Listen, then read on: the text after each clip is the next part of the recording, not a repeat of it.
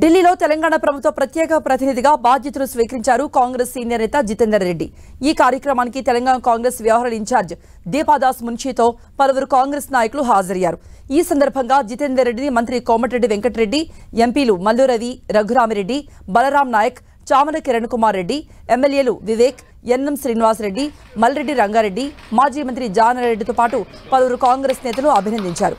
కేంద్రం రాష్ట్ర ప్రభుత్వానికి వారధిగా ఉంటూ సాగు తాగునీరు సాధించడం కోసం రాజీ లేని పోరాటం చేస్తారని ఈ సందర్భంగా జితేందర్ రెడ్డి అన్నారు. నీళ్ల విషయంలో ఎక్కడ కూడా రాజీ లేకుండా ఏదైతుందో సాగునీరు తాగునీరు కోసము 100% సెంటర్ అండ్ స్టేట్ తో కోఆర్డినేట్ చేసి నీళ్లు తీసుకొచ్చే విధంగా మేము పనిచేస్తామని తెలియజేస్తున్నాం. అదేవిధంగా ఎయిమ్స్ ఏదైతే మొదలుపెట్టారో, బీబీ నగర్లో మొదలుపెట్టారో, దాదాపు 5 సంవత్సరాలు పూర్తి అవుతున్నా కానీ దాని ఫాలోఅప్ లేదు, దాని రివ్యూ లేదు.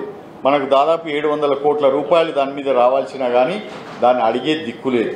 కాబట్టి దానిని కూడా నిన్ననే రేవంత్ రెడ్డి గారు ఇమీడియట్గా నడ్డా గారిని కలవడం జరిగింది. విభజన చట్టంలో మిగిలిపోయిన సమస్యలన్నీ సాధించేలా జితేందర్ రెడ్డి కృషి చేయాలన్నారు తెలంగాణ మంత్రి కోమటిరెడ్డి వెంకటరెడ్డి. గత 5 ఏళ్లలో రాష్ట్రానికి కేంద్రం నుండి రావాల్సిన నిధులు రాలేదన్నారు. ఢిల్లీలో ఆంధ్ర భవన్ విభజనపై స్పష్టత వచ్చిందన్నారు. హైదరాబాద్ హౌస్ పక్కన తెలంగాణ భవన్ నిర్మాణం జరగబోతోందని, దీనికోసం కొన్ని మోడల్స్ ను పరిశీలించామని, త్వరలో సీఎంతో కలిసి ఫైనల్ చేస్తామన్నారు. తెలంగాణ ఐకానిక్ టవర్ లాగా అన్ని ఫెసిలిటీస్తో మనం చూసినాం. మన మధ్యప్రదేశ్ కానీ మణిపూర్ లాంటి చిన్న స్టేట్ కూడా క్యాపిటల్లో ఒక మంచి గెస్ట్ హౌస్ కట్టుకున్నాం.